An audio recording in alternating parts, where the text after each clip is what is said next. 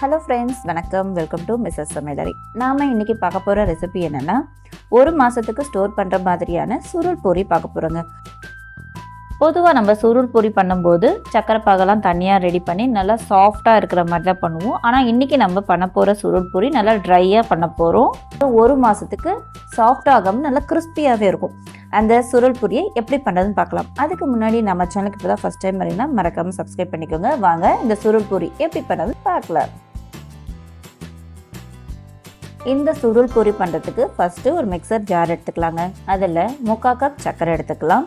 இந்த ரெசிபிக்கு நம்ம சர்க்கரையை பவுட்ரு பண்ணி தான் சேர்க்க போகிறோம். இந்த சர்க்கரை கூடவே 4 ஏலக்காய் சேர்த்துக்கலாங்க. சேர்த்துட்டு இதை நைஸாக நம்ம அரைச்சி எடுத்துகிட்டு வந்துடலாம். நல்லாவே நைஸாக அரைப்பட்டுடுச்சு. இப்போ இது தனியாக இருக்கட்டும். அடுத்ததாக இந்த மாவு பிசைறதுக்கு ஒரு அகலமான பாத்திரமாக எடுத்துக்கலாம். அதில் சர்க்கரை எடுத்த அதே கப்பில் 2 கப் கோதுமை மாவு சேர்த்துக்கலாங்க. நீங்கள் கோதுமை மாவுக்கு பதிலாக மைதா மாவுலையும் செய்யலாம். இதை நம்ம மைதா மாவில் தான் செய்யணும். ஆனால் நம்ம ஹெல்த்தியாக செய்கிறதுக்காக கோதுமை மாவு எடுத்துருக்கோம். கூடவே அரைச்சிருக்க சர்க்கரை சேர்த்துக்கலாம். ஒரு பிஞ்ச் அளவுக்கு உப்பு சேர்த்துக்கலாங்க. சேர்த்துட்டு 2 டேபிள் ஸ்பூன் நெய்யை நான் சூடு பண்ணி வச்சுருக்கேன். அதையும் இது கூடவே சேர்த்துக்கலாம். நீங்கள் நெய்யுக்கு பதிலாக எண்ணெயும் சேர்த்துக்கலாங்க. நெய் சேர்க்கறதுனால நல்லா வாசனையாக இருக்கும். இப்போ இதை ஒரு வாட்டி நம்ம நல்லா ஸ்பூனை வச்சு கலந்து கொடுத்துக்கலாம். நம்ம ஸ்பூனை வச்சு கலந்து கொடுத்ததுக்கப்புறமா இப்போ கையை வச்சு மாவை நல்லா பிசைஞ்சு எடுத்துக்கலாங்க. அந்த நெய் சேர்க்கறதுனால அங்கங்கே மாவுகள் கட்டி கட்டியாக இருக்கும். அதனால் இந்த நெய் எல்லா இடத்துலையும் பரவுற மாதிரி நம்ம கையை வச்சு நல்லா கலந்துக்கணும். பாருங்கள், நல்லா நம்ம கலந்து உதுத்து விட்டு வச்சுருக்கோம். இப்போது இந்த மாவில் கொஞ்சம் கொஞ்சமாக தண்ணி சேர்த்து நல்ல ஒரு சப்பாத்தி மாவு பதத்துக்கு சாஃப்டாக பிசையணுங்க. எடுத்த உடனே நிறைய தண்ணி சேர்த்துடக்கூடாது. ஏன்னா நம்ம சர்க்கரையை அரைச்சி சேர்த்துருக்கோம். நம்ம தண்ணி ஊற்றி பிசையும் போது அந்த சர்க்கரையும் நமக்கு இலகி வரும். அதனால் கொஞ்சம் கொஞ்சமாகவே தண்ணி சேர்த்துக்கோங்க. சேர்த்துட்டு நல்லா ஒரு சாஃப்டான சப்பாத்தி மாவு பதத்துக்கு பிசைஞ்சு எடுத்துக்கலாம். பாருங்கள், நான் பிசைஞ்சு எடுத்துட்டேன். இந்த மாதிரி நல்லா கையை அழுத்தம் கொடுத்து பிசைஞ்சு எடுத்துக்கோங்க. இந்த அளவுக்கு நல்லா திக்காக நம்ம பிசைஞ்சு எடுத்ததுக்கப்புறமா நம்ம எண்ணெய் தேய்ச்சி அப்படியே ஒரு 10 நிமிஷத்துக்கு மூடி வைக்கணுங்க. இப்போ பாருங்கள், நல்லா சாஃப்டாகவே வந்திருக்கு மாவு. 1 ஸ்பூன் எண்ணெய் மட்டும் மேலே தெளித்து இது அப்படியே ஒரு வாட்டி நல்லா பிசைஞ்சு விட்டுக்கலாம். அப்போ தான் எல்லா இடமும் எண்ணெய் படும். இந்த மாதிரி ஒரு நிமிஷத்துக்கு மட்டும் எண்ணெய் தேய்ச்சதுக்கப்புறம் பிசைஞ்சு விட்டுக்கோங்க. பிசைஞ்சு விட்டுட்டு இப்போ இது ஒரு 10 நிமிஷத்துக்கு அப்படியே இருக்கட்டும். இப்போ ஒரு 10 நிமிஷம் ஆயிருக்கு. இப்போ ஓப்பன் பண்ணி பார்க்கலாம். மாவு நமக்கு நல்லா சாஃப்டாகவே இருக்குது. இப்போ இதை ஒரு நிமிஷத்துக்கு நல்லா பிசைஞ்சு விட்டுக்கலாங்க. பாருங்கள், உங்களுக்கு மாவு பார்க்கும்போதே தெரியும்னு நினைக்கிறேன். நல்லா சாஃப்டாக இருக்குது. இப்போது இந்த மாவை சின்ன சின்ன உருண்டைகளாக நம்ம உருட்டி எடுத்துக்கலாம். அதாவது சப்பாத்திக்கு எந்த அளவுக்கு மாவு எடுப்போமோ அந்த மாதிரி உருண்டைகளாக உருட்டி எல்லாத்தையும் இப்போ நான் ரெடி பண்ணி வச்சுக்க போகிறேன். பாருங்கள், நான் எல்லாத்தையும் உருண்டை பிடிச்சி எடுத்துட்டேன். இப்போ இதிலேருந்து ஒரு உருண்டை மட்டும் எடுத்து நம்ம நல்லா சப்பாத்தி மாதிரி நல்லா மெலிசாவே நம்ம தேய்ச்சி எடுத்துக்கலாம். மீதி இருக்க மாவை நம்ம மூடி வச்சுக்கலாங்க. இல்லைன்னா அது காஞ்சி போயிடும். அதனால் மூடி வச்சுட்டு கொஞ்சமாக இது வர மாவு தூவி நம்ம நல்லா மெலிசான சப்பாத்தி மாதிரி திரட்டி எடுத்துக்கலாம். பாருங்கள், நான் இதை திரட்டிட்டேன். இதே மாதிரி மீதி இருக்க எல்லா உருண்டைகளையும் நம்ம திரட்டி எடுத்து வச்சுக்கலாம். ஒன்று மேலே ஒன்று போட்டு வைக்காதீங்க. சர்க்கரை கொஞ்சம் கொஞ்சமாக இலக அப்படியே எல்லாமே ஒட்டிக்கும். அதனால் ஒரு 5 நம்ம திரட்டி வச்சுக்கணும். அப்போ தான் நமக்கு கரெக்டாக இருக்கும். இப்போ இதிலேருந்து ஒரு லேயர் மட்டும் எடுத்துகிட்டு அது மேலே ஒரு ஸ்பூன் எண்ணெய்க்கு தடவிக்கலாங்க. எண்ணெய் தடவினதுக்கப்புறமா மேலே கொஞ்சமாக வரமாவு தூவி விட்டுக்கலாம்.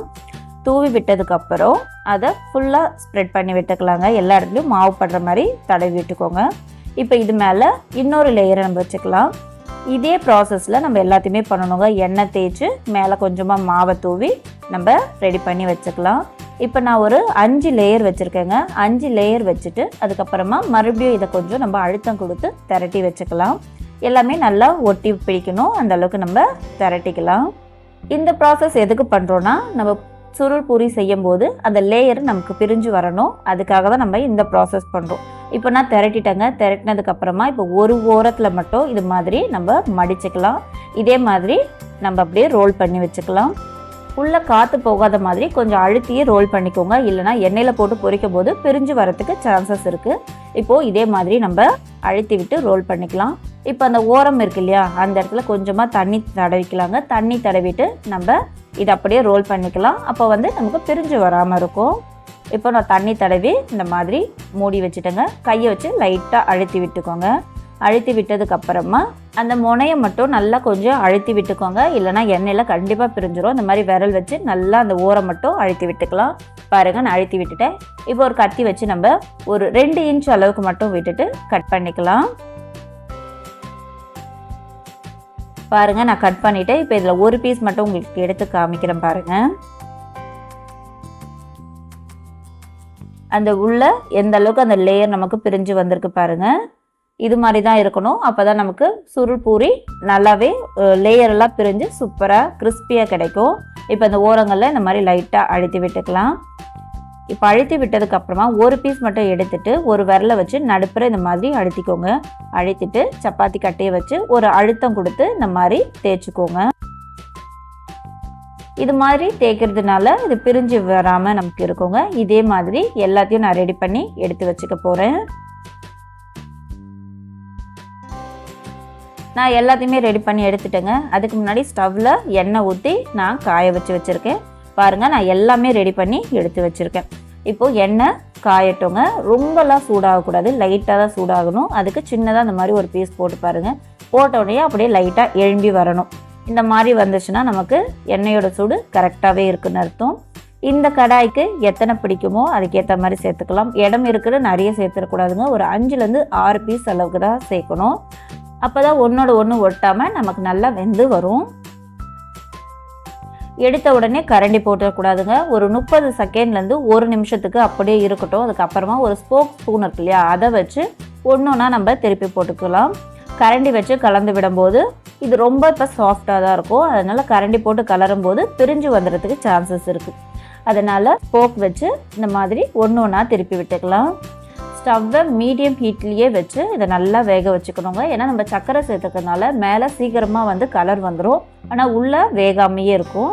அதனால லோ டு மீடியம் ஹீட்லேயே வச்சு இந்த மாதிரி பொறுமையாக நம்ம திருப்பி விட்டு நல்லா வேக வச்சு எடுத்துக்கலாம். இப்போ பாருங்கள், அந்த எண்ணெயோட சலசலப்பு எல்லாமே அடங்கிடுச்சு. இப்போ நம்ம ஒரு கரண்டி போட்டு எண்ணெயிலேருந்து வடித்து எடுத்துக்கலாம். உங்களுக்கு பார்க்கும்போதே தெரியும்னு நினைக்கிறேன், அந்த லேயர்லாம் எந்த அளவுக்கு பிரிஞ்சு வந்திருக்கு பாருங்கள். இது மாதிரி தான் இருக்கணும். இப்போது இதே மாதிரி மீதி இருக்க எல்லாத்தையும் நான் பொரித்து எடுத்துக்க போகிறேன். எடுத்துகிட்டு உங்கள்கிட்ட காமிக்கிறேன். நான் இதே மாதிரி மீதி இருக்க எல்லாத்தையுமே பொரித்து எடுத்துட்டேங்க. சூப்பரான சுருள் பூரி, அதுவும் நல்லா கிறிஸ்பியான சுருள் பூரி நமக்கு ரெடி ஆகிடுச்சுங்க.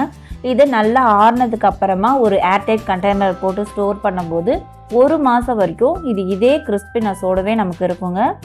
இப்போ குழந்தைங்களுக்கு லீவ் விட்டாச்சு, நம்ம டெய்லி அதெல்லாம் ஒன்று பண்ணணும்னு இருக்கோங்க. அதுக்கு இது மாதிரி பண்ணி வச்சுக்கும் போது 1 மாதம் வரைக்குமே நமக்கு ஸ்நாக்ஸ் பிரச்சனையே இல்லைங்க. இதே அளவுகளோட இதே மாதிரி நீங்களுமே கண்டிப்பாக ட்ரை பண்ணி பாருங்கள். இந்த வீடியோ உங்களுக்கு பிடிச்சிருக்கும்னு நினைக்கிறேன். பிடிச்சிருந்தால் மறக்காமல் நம்ம சேனலை சப்ஸ்கிரைப் பண்ணிக்கோங்க. கூட வர பெல் பட்டனையும் கிளிக் பண்ணிக்கோங்க. லைக் பண்ணுங்கள், ஷேர் பண்ணுங்கள், கமெண்ட் பண்ணுங்கள். தேங்க்ஸ் ஃபார் வாட்சிங்.